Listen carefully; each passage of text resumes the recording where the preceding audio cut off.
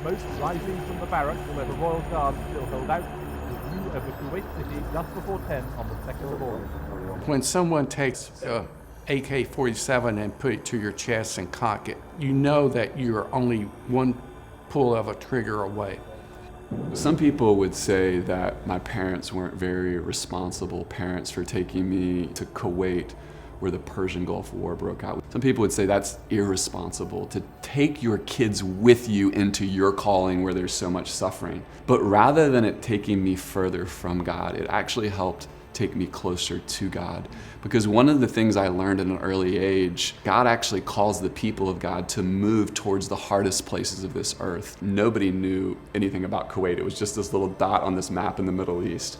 But 3 months later, on August 2nd, 1990, Saddam Hussein and Iraqi troops invaded Kuwait, and we were living right downtown. There were 4 sets of Iraqi troops that broke into our apartment. And as a 10-year-old, I just began crying. And I didn't actually know if I was gonna live. I didn't know if we were actually gonna even make it through that day. We knew we had to leave quickly. I was held downstairs by gunpoint, but when I came back up the steps and we all jumped in a car and drove out of downtown, and there were Iraqi soldiers all around us, and we drove right through the middle of them as if God blinded them. And then we all gathered into the American embassy. Within a few days, the embassy got locked down. They eventually turned off the water, the fresh water, and electricity to get us out. Heat was 120 degrees, no air conditioning.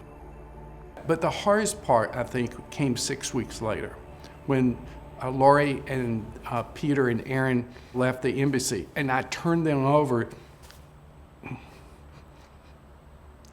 to Iraqi soldiers to take to the airport.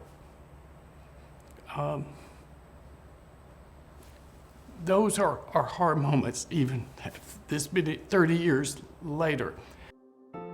Because I want to live out God's call. And part of that living out that call is being connected to God's Spirit. And what is God asking you to do?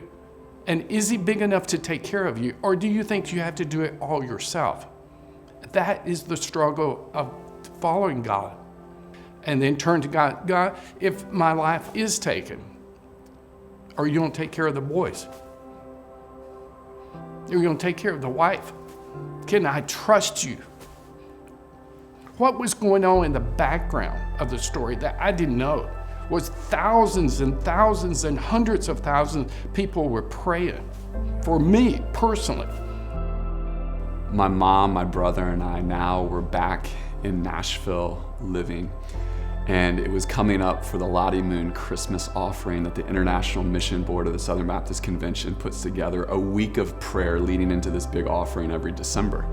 And there were literally millions of Christians all throughout the country that were praying specifically for my dad to be released. And it really wasn't real to me until I got on the plane in Baghdad that I was actually going to leave and survive and be home.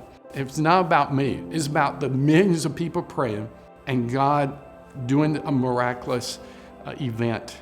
I believe that God is looking for people who are willing to move towards the hard places and stay even when it's hard and trust that the Holy Spirit still speaks and confirms His promises in our lives.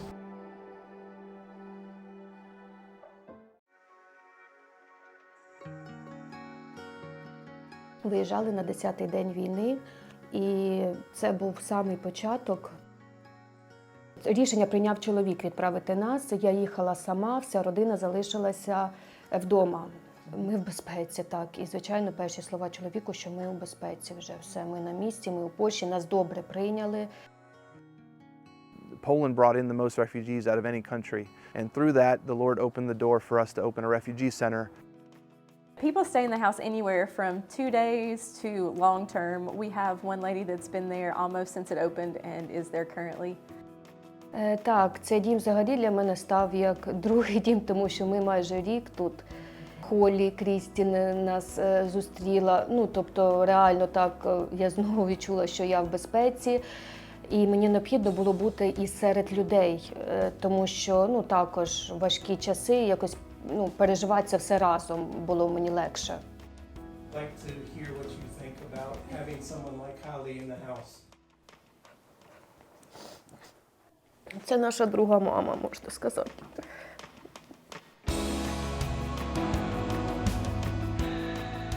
We started a Bible study at the center, and one of the ladies one night was sharing with me that her family was against her studying religion or knowing anything about it, and she didn't know which one was true, and she said, so I just prayed and asked God if He would show me which one is true, which one should I believe, what can I believe?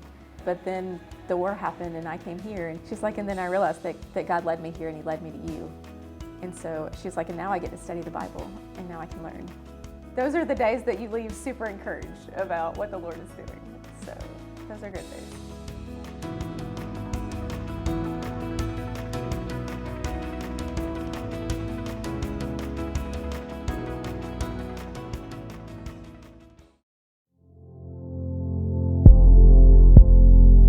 There's people that I've met that are like, I wake up, go to work, go in VR, sometimes I sleep in VR, and then I wake up and do it all over again. And who else is going to evangelize to them? If Dr. Taco never evangelized to me, I don't know where I would be today. In virtual reality, they are real people all around the world that are genuinely looking for some type of social interaction, to fill some void in their life that they might be missing in real life. There are people that are lost. They become recluse or shut in to where they don't want to go out into the real world again, so they retreat to the virtual world. I was very unhappy in my life. I became an alcoholic. I just became so depressed and spiteful of everybody around me. To get away from that, I just wanted to be alone with other people that were also lonely and introverted. And so I eventually found this game called VR Chat. In virtual reality, people are inherently more sinful than they are in real life. Whenever I was in VR, I would drink and I would just ruin everybody's day. I would say very hateful things to them. I'd say very hurtful things to them. And so a lot of people in virtual reality, they do that. They're able to open up about their sins, and they're able to hang out with people that enables them to continue to be even more sinful than they would be in real life. That day, I was just hanging out by myself, drinking, and there's this guy and he's testing out his new avatar. Perfect, that's perfect. Okay, 5, 4, 3, 2. And this tiny 2-foot tall Nutella jar with a face and legs comes running up to us and starts kind of like making fun. And so I was saying, we're gonna go ahead and head out. But one of my friends named Silver stayed behind and actually got to talk to Michaela more. And Silver, she was just sitting alone by herself. So I started talking to her. I was a little drunk at the time. And so I started like sharing all of my woes to her. She was like, there's this guy named Dr. Taco. And I was like, oh, that's the guy I just made fun of. Dr. Taco and I start talking. And I'm like, hey, my life is actually really awful. And he said, you can fix that with Jesus. And I was like, what do you mean by that? And he starts to share the gospel with me, and he continues to share the gospel with me. It started to like fill this void in my heart that I've been chasing with alcohol. And instead of like filling that void with hatred, I wanted to have my heart filled with Jesus. So my husband and I now, we do virtual ministry, which is just like any other real life ministry, except you go into a video game and you tell people about Jesus. That's just a tool. That's just one of the many, many, many tools missionaries are using to reach out to the lost around them.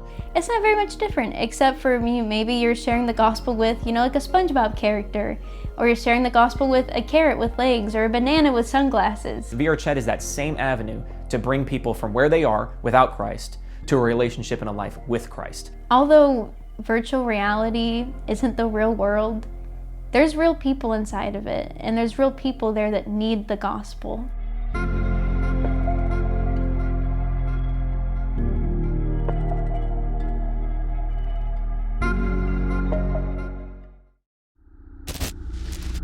We hear it in the voices of the hurting. We sense it in the brokenness of the world around us.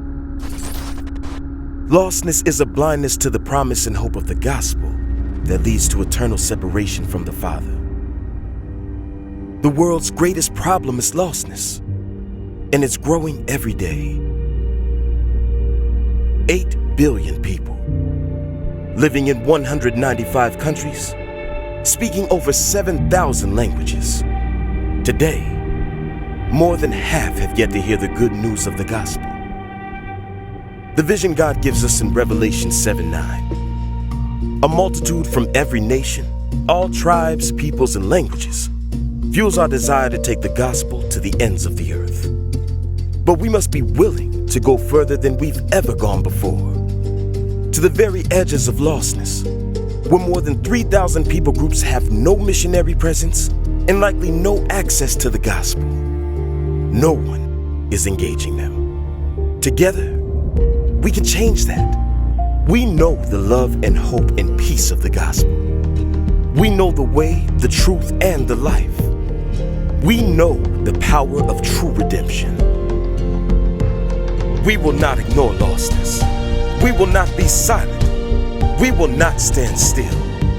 From the Great Commission until the great multitude, we must unite in this great pursuit to reach every nation, no matter the cost.